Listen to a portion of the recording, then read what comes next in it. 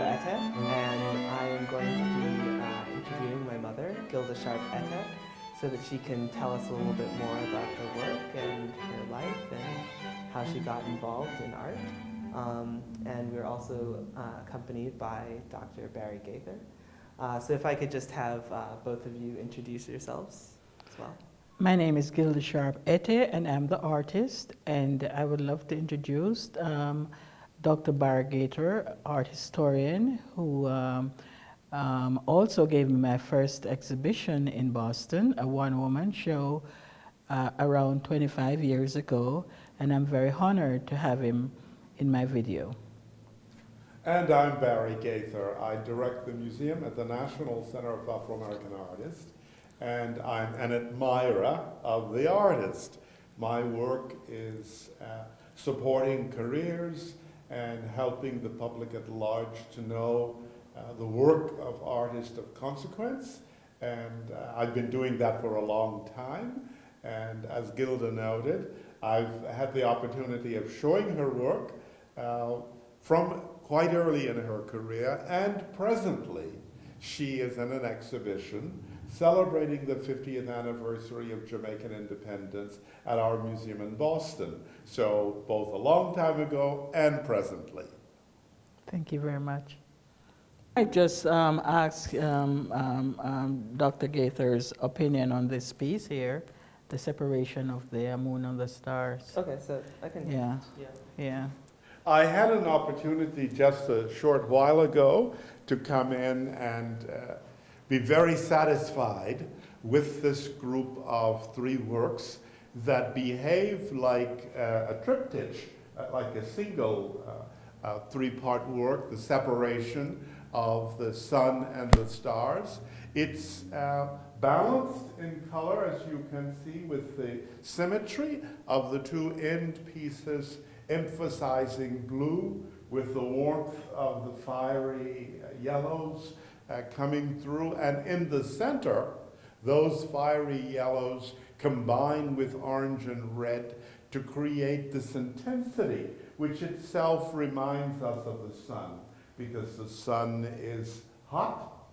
The sun also, in the heat of this, reminds us a little bit of place, because the sun in the tropics is inseparable. You can't think of the temperature, of the climate, of the sense of place without thinking of the predominance of the sun in that. Now, if you look at the themes which are brought together here, both addressing themselves towards the middle, we have the angel as divine trumpeter on the far side.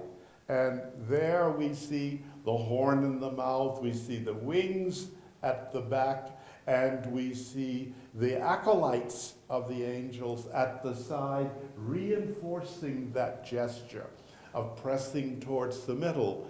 And on this side, we have another angel figure that we see in this very, very interesting kind of placement of the body. I mean, we're looking at the body in this marvelous turn through the middle of the picture with the face rolled away and with the angel's wings and arms complementing each other in what is a very particular kind of swoon. In the way that these are organized, they both bring you to the central figure.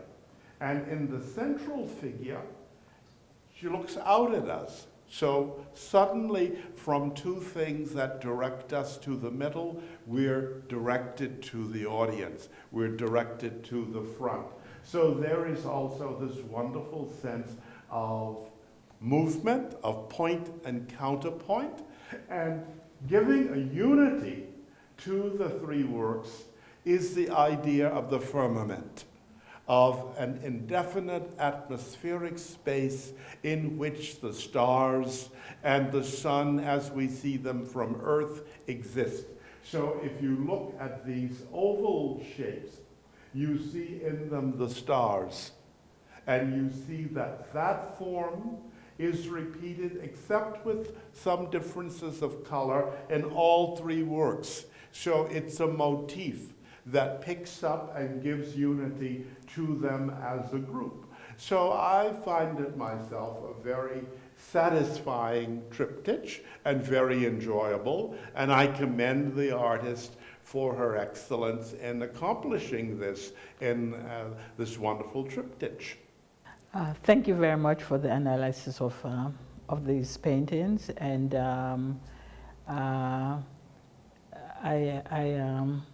these are part of my creation series, and I actually started with the very first one, this Garden of Eden. Yes. And from the Garden of Eden, I got other pieces, other pieces of work evolved from the Garden of Eden. And this is the creation of Adam and Eve here. And I don't know what you'd have to say about this one here. Well, there Yeah. are some things that Yes. are immediately arresting about it. It starts with the central figures of the creation story of the Old Testament, Eve and Adam and the apple. Yes. So there are four characters that always are in the story. Yeah. Adam, we see him here with the mask of a face. Eve, as I noted before, the red apple, which is at the center, and then a little to the other side is the serpent. And these characters make up that story. You've put them in front of the river of life, which flows in the water of the blue behind. The tree of life, which is another of the ancient symbols that's picked up here, with the various red fruits. They're not necessarily all the same fruit. It rises up out of the earth, it passes in front of the water, and then it ends in the firmament. And that is the traditional way in which the tree of life operates. The tree of life operates as the connector between the earth and the terrestrial, through the water to the heavens. And you've given us all of that. In picking the green as a carrier color, you've also picked a color of life, because green is the color of vegetation, and vegetation is the principal sustainer of us. We wouldn't be around but for trees and vegetables and all of those things represented again in the green. The tropical sense, the notion that the Garden of Eden was somehow perhaps in Africa or in the Middle East or the Near East, and that body Actually, of stories I around was- it is sort of there. I was thinking of the Garden of Eden being in Jamaica. Uh-huh. So that was my thoughts of the Garden Well, of Eden. It's because- in a warm place, because the background you've given us here is one that is hot. Yes. So I think it could be Jamaica. And in fact, maybe in the next time you do it, you might replace the apple with the ackee, which is dominating in the picture at the far end of the room. Okay.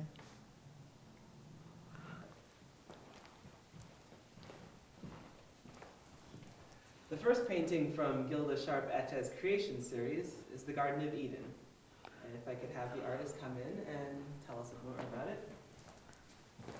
So I'm a teacher with the Boston Public Schools, and one of my series that I was working on was the creation myth, and I was looking at also at Greek mythology, and I've decided in my own work to do a series on mythology for myself as an artist. So while I was teaching the kids mythology, I was working on my own mythology, which is the creation.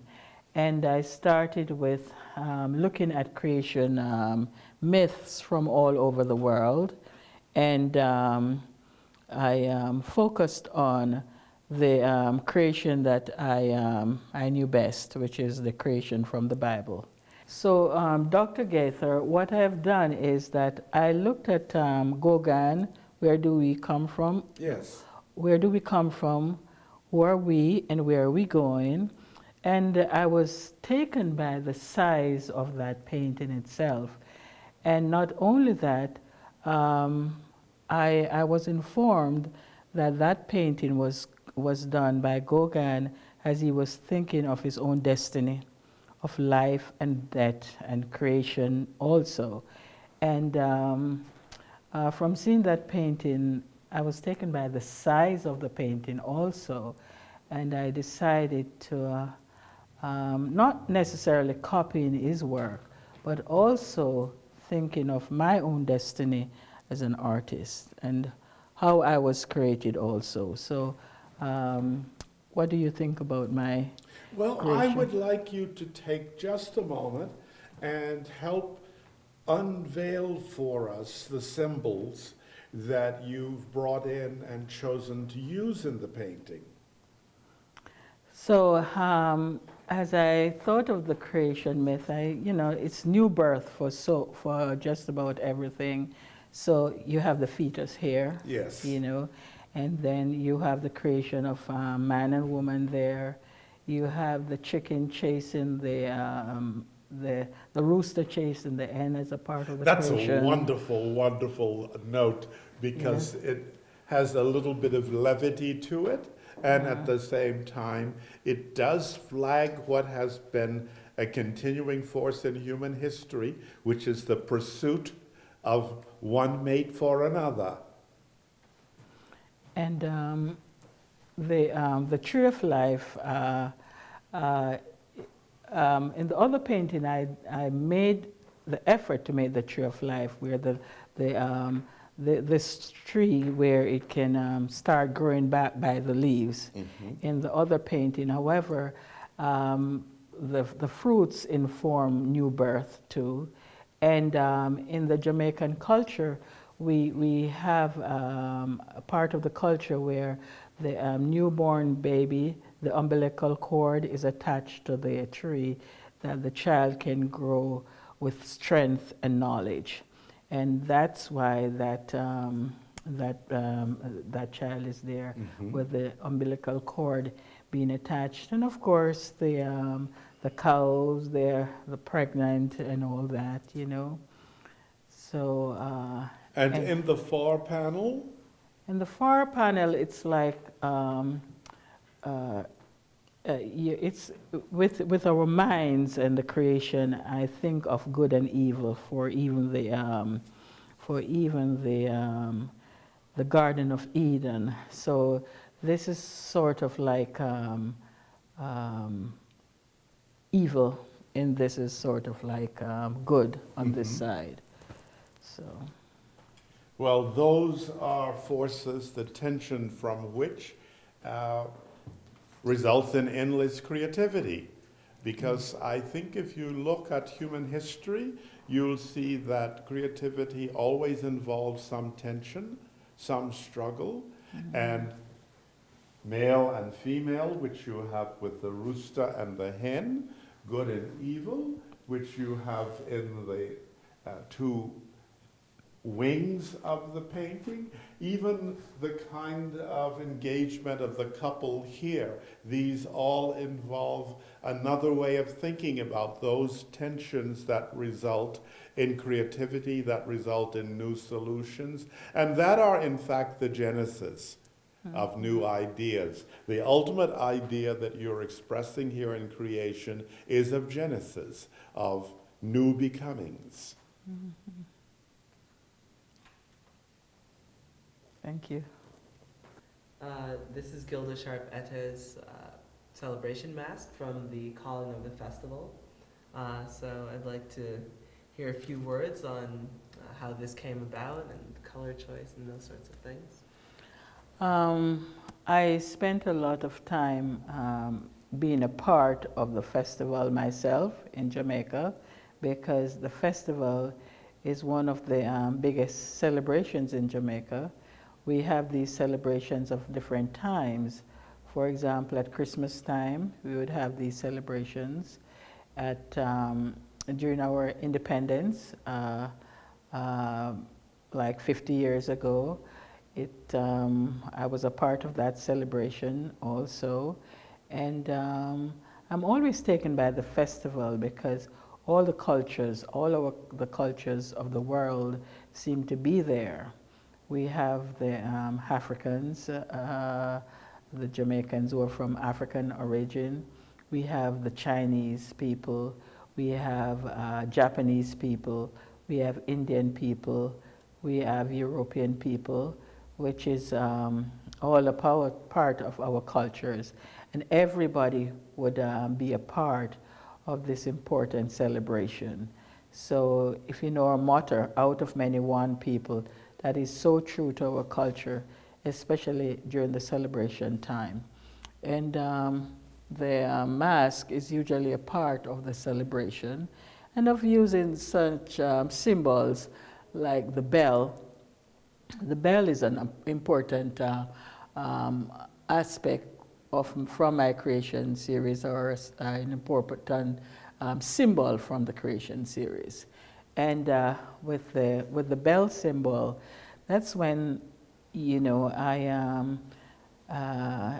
growing up in Jamaica, the ringing of the bell tells so much about our culture. For example, it symbolizes weddings. It symbolizes death. For example, I lived very close to the church, and when you hear the bell tolling, if the bell tolls 3 times, then you know someone died. So the bell is always a symbol. Even in the church ceremonies, the ringing of bells is a part of the church ceremonies also. And arches, you know, very important symbol for architecture, and especially religious architecture. So, and of course, the style that I'm working on, abstract style, everything forward, sort of, you know, and very expressive line paintings, you know, so. Okay, don't be afraid to use your hand, because I don't know what you're talking about sometimes, so don't be afraid to use your finger. Go ahead. I'm very taken by how I move my hands and get into the paint and go, like, for example, all these fast stroke in the paintings. I love just the material of painting and seeing, you know, how lines work in a painting.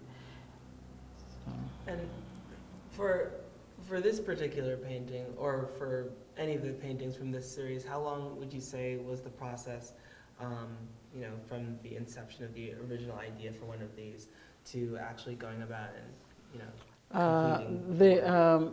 I worked the festival series around 2 years, on and off. So I do have around 10 paintings in this series of paintings. And, you know, while I'm doing the festival series, it's not like I'm just doing that one series of work. You know, I could be doing the Marketplace series in between also. And I remembered I did some nighttime series during that time that I was doing this one in the same style of painting. Okay. Yeah.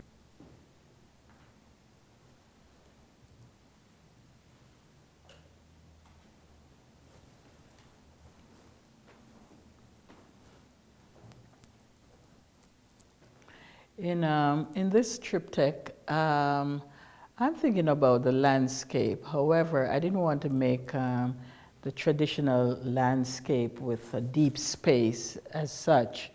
I looked at Chinese paintings and how this imagery are stacked one on top of the other on top of the other. So I was influenced by some Chinese mountain paintings and landscape. Our images are stacked one image on top of another image on top of another image. However, in these painting, I have taken out the deep space out of the work, and bring all the imagery forward. And if you noticed, the size of the ackes, which is our national fruit, is, and this here set is the same size up top. So it really flattens the painting, sort of. And of course, the ackes is our national fruit, and the ackes has been used over and over in our Jamaican culture in imagery for symbolizing Jamaica. And also the ackee is our national fruit, and the ackes are used as a special cuisine in the Jamaican culture, and we use it like in breakfast for ackee and saltfish. And many people knows Jamaica of this special dish, ackee and saltfish. Of course, the national fruit, it stays in my memory, and the colors, of course.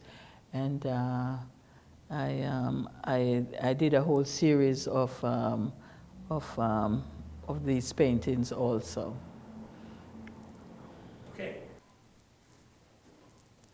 In this painting, Making of Man and Woman, it's very clear that there is the influence of the Bible's creation story. So I just wanted to hear a bit more from Gilda Sharpe Etteh about how the creation story ties into this particular painting. Well, in the creation story, the female figure, which is that one, is taken from the ribs of Adam. And of course, this is also one of my important pieces from the creation myth. And I was also interested in just the flowers, the color lily that I make use of in these paintings. And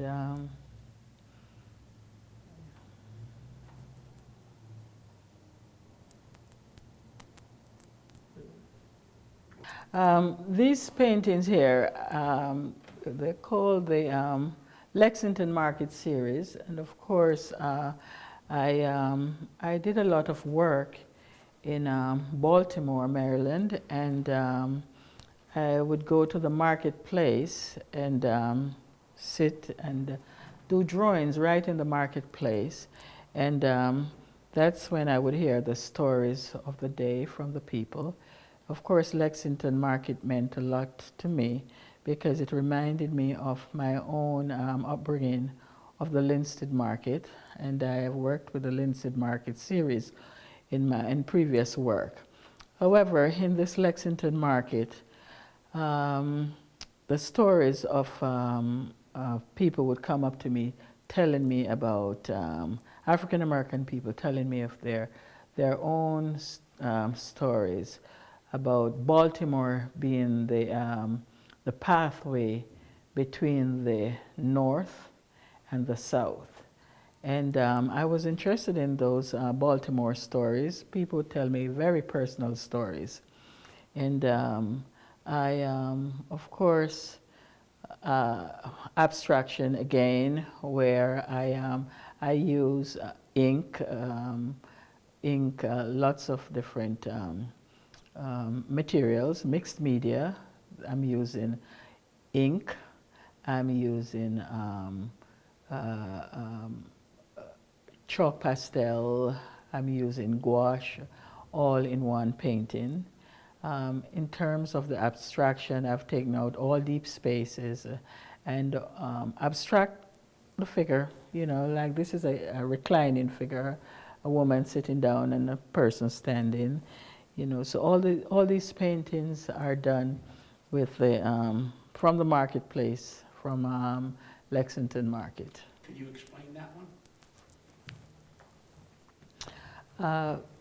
This one is, I was thinking, even though being in Lexington Market, I've used the colors of the Jamaican flag these two figures here. And I call this one the fisherman. Of course, you see the fish, and of course, it's all sort of in a circular motion here, where I'm using a lot of bending lines into the work, as you can see. And I'm very much into circular lines sometimes. And then the form comes from these circular lines.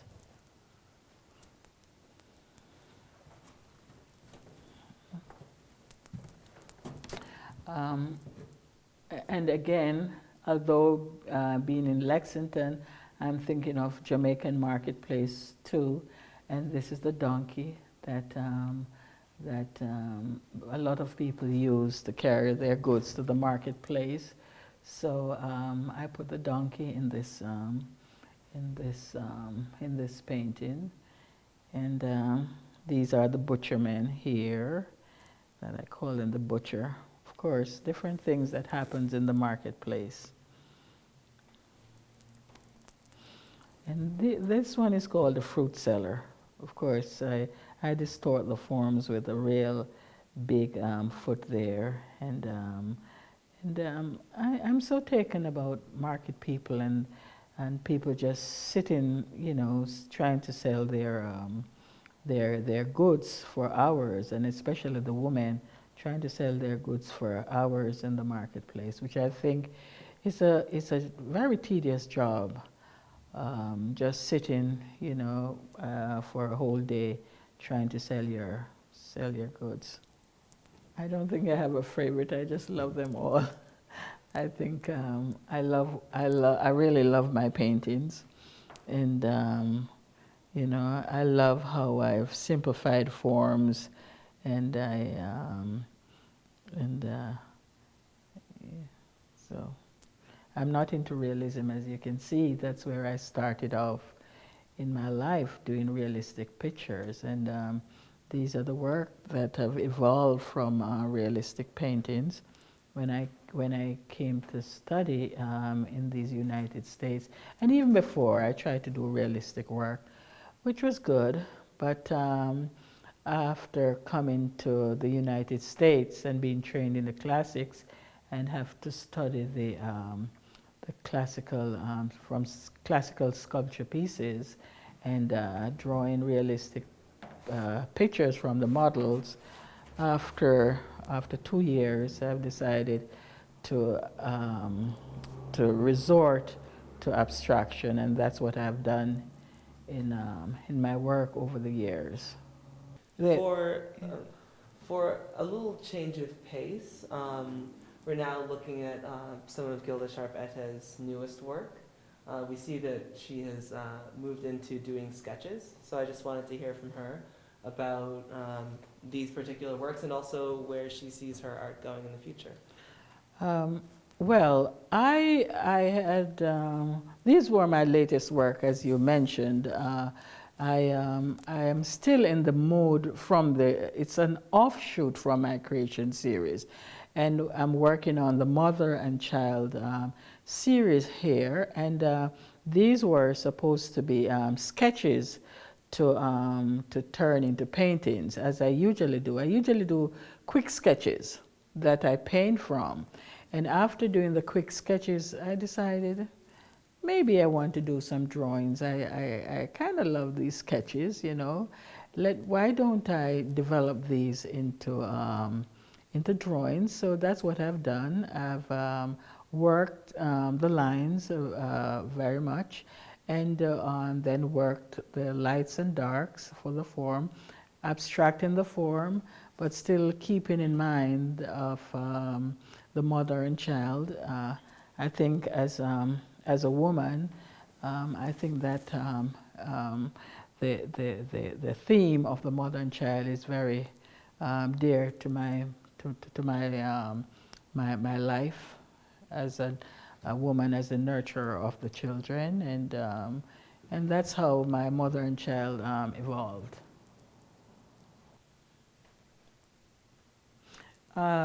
These 3 paintings, as we pass along, is also a part of my creation series.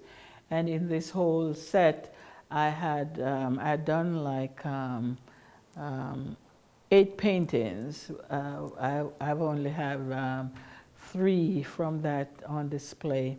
And I'm using the mermaid image in this particular painting because in the Jamaican culture, and of course in many cultures, the mermaid is supposed to be the goddess of the waters and controller of the waters, and so the mermaid becomes a very important imagery in this painting.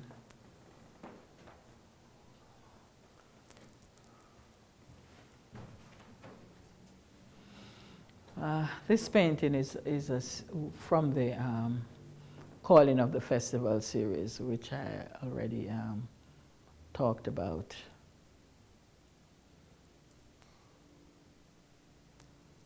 Yeah, I think that's fine. Okay. So this painting is Calling of the Festival, The Drummer, and because of the musical element, I was just curious whether music has played a significant role, or what role it may have played in the creation of your art in general. Well, of course, emotionally, it's all the arts becomes a part of the festival.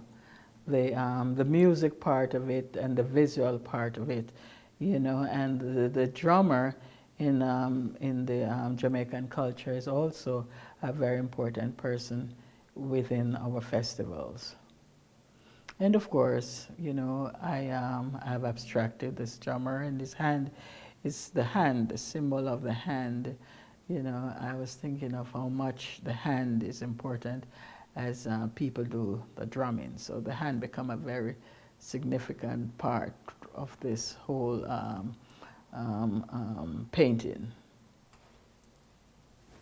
This also is a part of my the Mother and Child series, and as I worked this painting, I felt a little bit of sadness because I didn't put any hair onto this woman, and I said to myself, this painting looked like a woman with cancer, you know. I show the structure of the face a little bit more than the other paintings, and I felt a little sad as I was working this painting, and it reminded me of someone with cancer. And so the title of this work is Woman with Cancer Praying for Her Child. And I've been thinking recently about people who are going through and suffering with this disease, and I'm in the process of working a whole series of painting on people with cancer. So that's the direction that I'm going with some of these work. And of course, I also want to continue, go back into painting. So I'm going to be going back and forth into painting and color. Yeah, this drawing is also a part of my Mother and Child, and I call this one Woman Praying for Her Child, and that's a part of my Mother and Child series also. And my plan is to continue on this series. However, I want to be painting instead of just drawings. I think I've exhausted my drawings, and I even started working a whole series on love, and I want to show you from my notebook. Let me show you my my sketchbook as I continue my Mother and Child series here. My Mother and Child series. Mm-hmm. My Mother and Child series. Mother and Child series. Mother and Child series. Mother and Child series. And now we start with this is a Mother and Child series. And Mother and Child series here from my sketchbook. Mother and Child series here. And these are my Lover series. What do you think about these ones here? These are from my Lover series here. And I'm going to turn these into large paintings. Next time you see them, these will be very large paintings from my Lover series here. What do you think? My Lover series. I'm using a lot of blacks and all different shades of black, Yeah, I like the different way values. you've gotten in the shades there. You know, I so much enjoy making these Lovers series here. What do you think? Just how the forms kind of interlock with each other. Yeah. Yeah, I will. I'm not going to color these. Right. These are completed drawings in themselves, you know. The mastery of the abstract shapes and how I use the light and darks, different values that I've used. And these are completed drawings. But from these drawings, I'm going to work some paintings from these drawings here. So that's my plan. These Lovers work. And would these be oil paintings or watercolor? I think I'm going to do oil paintings. If you could just Oil remind us of paintings. the series again. For this art exhibition, I have displayed 4 different series: the Creation series, the Calling of the Festival series, the Marketplace series, the Mother and Child series, and that's the 4 series that I've worked on in this exhibition. Thank you very much for your attention, and thanks to my son for interviewing me, and also Dr. Barry Gaitler from the National Center of African American Artists, who is an expert on art criticism and art history. And I'm very grateful that he came here to critique my work.